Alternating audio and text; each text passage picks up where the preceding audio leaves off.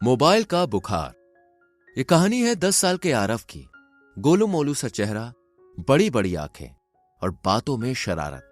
लेकिन अब यह नटखटपन कहीं गायब हो गया था, क्योंकि आरव अब ऑफलाइन दुनिया में कम, डिजिटल दुनिया में ज्यादा रहने लगा। अब उसकी सुबह अलार्म से नहीं, नोटिफिकेशन की टंटन से होती थी और आंख खुलते ही हाथ तकिए के नीचे जाता, जहां मोबाइल मिलते ही चेहरे पर मुस्कान आ जाती।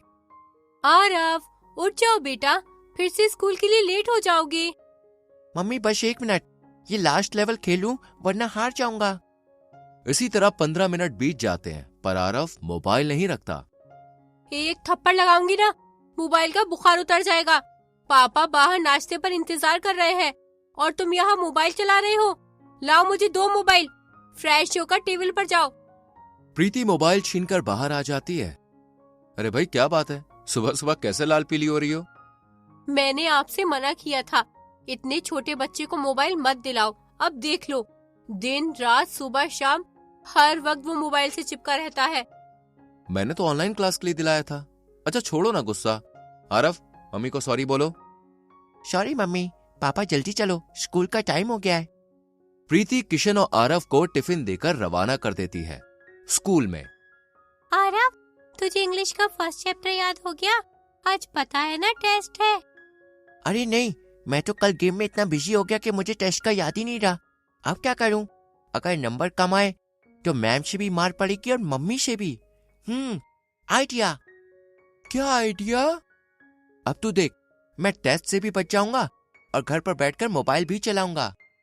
आरव पेट दर्द का बहाना बनाता है और रोना शुरू कर देता है, जिससे प्रिंसिपल प्रीति को फोन करके स्कूल बुला लेती है और आरव प्रीति के साथ घर चला जाता है। दवाई दूं? दर्द ज्यादा है क्या पेट में? ऐसा क्या खाया था, मुझे तो याद भी नहीं। आप कमरे से जाओ, मुझे सोना है। प्रीति जैसे ही रूम से जाती है, आरव चुपके से मोबाइल लेकर गेम खेलने लगता है और ऐसे ही दोपहर से शाम गुजर जाती है। धीरे धीरे आरव का मोबाइल एडिक्शन बढ़ता जाता है। वो खाना खाते समय भी कार्टून देखता है, होमवर्क करते वक्त भी स्क्रीन साइड में चलती है। आरव ने बाहर बच्चों के साथ खेलना बंद कर दिया था। आंटी, आरव को भेज दो ना, हम लोग पार्क में खेलने जा रहे हैं। आरव, तुम्हारे फ्रेंड्स बुलाने आए हैं, जाओ थोड़ा खेल लो। नहीं मम्मी, मुझे नहीं जाना, मेरा मन नहीं है। इतना कहकर वो फिर से मोबाइल में गेम खेलने लगता है और चिंकी सोनू मुंह लटकाकर वहां से चले जाते हैं। पर यह बात प्रीति को अच्छी नहीं लगती। बस, अब बहुत हो गया। आपने जब से उसे मोबाइल दिलाया है, वो दुनिया से दूर होता जा रहा है। ना ढंग से खाता है, ना पढ़ता है। अब तो वो बच्चों के साथ भी खेलने नहीं जाता। ठीक है, उससे बात करता हूँ, पर वो है कहाँ? बोल रहा था कि मैं सोने जा रहा हूँ। 11 बज रहे हैं, सो ही रहा होगा। किशन और प्रीति जब आरव को देखने जाते हैं तो वो चादर में घुसकर फोन चला रहा होता है, जिससे दोनों बहुत नाराज होते हैं। 11 बज गए और तुम अब तक सोए नहीं? हाँ, मैं तो बस सो ही गया था, बस नोटिफिकेशन चेक कर रहा था। अभी फोन रखो और चुपचाप सो। प्रीति और किशन लाइट ऑफ करके चले जाते हैं और आरव रात के 2 बजे तक फोन देखता रहता है। लेकिन अगली सुबह जब फोन उठाता है तो मोबाइल में कुछ अजीब सी आवाज आई। ये आवाज ऐसी थी मानो मोबाइल खास रहा हो। मेरे मोबाइल को क्या हुआ? ये आवाज। आरव ने मोबाइल चलाने की कोशिश की, पर फिर से वही आवाज आई। आवाज ग्लिच हो रही थी, पर खांसी जैसी लग रही थी। और फिर अचानक फोन हैंग होने लगा, जिसे देखकर आरव घबरा गया। मम्मी पापा जल्दी आओ, मेरे फोन को क्या हो गया है? मेरा फोन खांस रहा है। दिखाओ मुझे। अरे इसे तो बुखार भी है, देखो कितना गर्म हो रहा है। ये ओवरहीट हो गया है। अब आवाज बिल्कुल थके हुए इंसान की खांसी की तरह लग रही थी, जिससे आरव बहुत सहम गया और तुरंत ही किशन के साथ स्मार्ट केयर सेंटर में पहुंचा, जहां बैठे थे शर्मा अंकल। अंकल देखो ना, मेरे फोन को क्या हो गया है? शर्मा अंकल ने फोन हाथ में लिया, स्क्रीन चेक की, डेटा यूसेज देखा और अजीब सी आवाज भी सुनी। अरे, इसे तो बुखार भी और खांसी भी। बेटा, तुम्हारा मोबाइल बीमार हो गया है। दिन में कितने घंटे इस्तेमाल करते हो इसे? कम से कम 6 से 7 घंटे, है ना आरव? या स्क्रीन टाइमिंग इससे भी ज्यादा है? बताओ अब। 10 घंटे।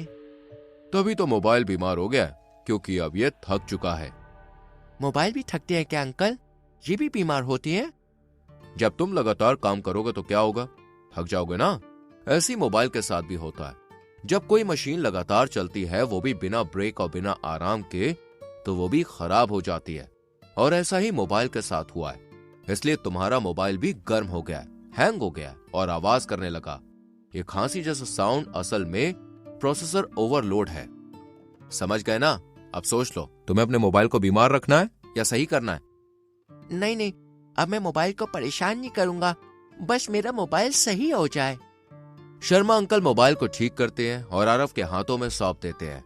और आरव किशन के साथ घर आकर बड़े प्यार से मोबाइल को मेज पर रख देता है। तुम यहाँ आराम करो, जल्दी से ठीक हो जाओ।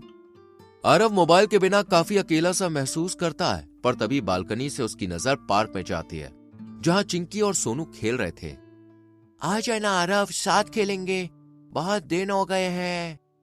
आरव टाइम पास के लिए पार्क में चला जाता है और अपने दोस्तों के साथ काफी दिनों बाद खूब एंजॉय करता है। आज उसे एहसास होता है कि दोस्तों के साथ खेलना कितना वर्चुअल और डिजिटल लाइफ से ज्यादा अच्छा है। देर तक खेलने के बाद शाम को आरव अपने घर जाता है। मम्मी, मुझे खाना दे दो, बहुत तेज भूख लगी है। पापा नहीं आए अभी तक, कब आएंगे?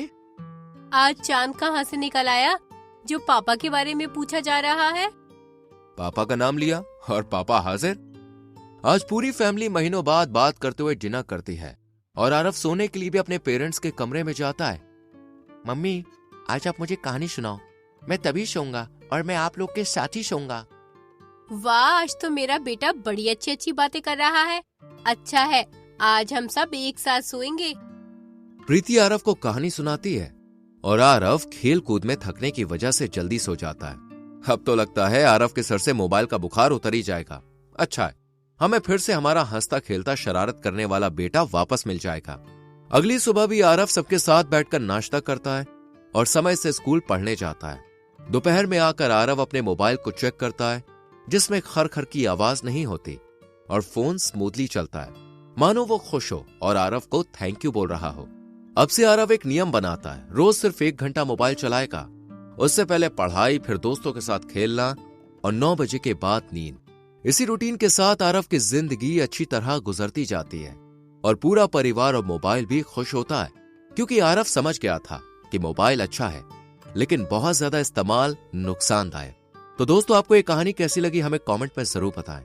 वीडियो को लाइक और शेयर करके चैनल को सब्सक्राइब करें और बेल आइकॉन प्रेस करें, जिससे आने वाली कहानियां आपसे मिस ना हो।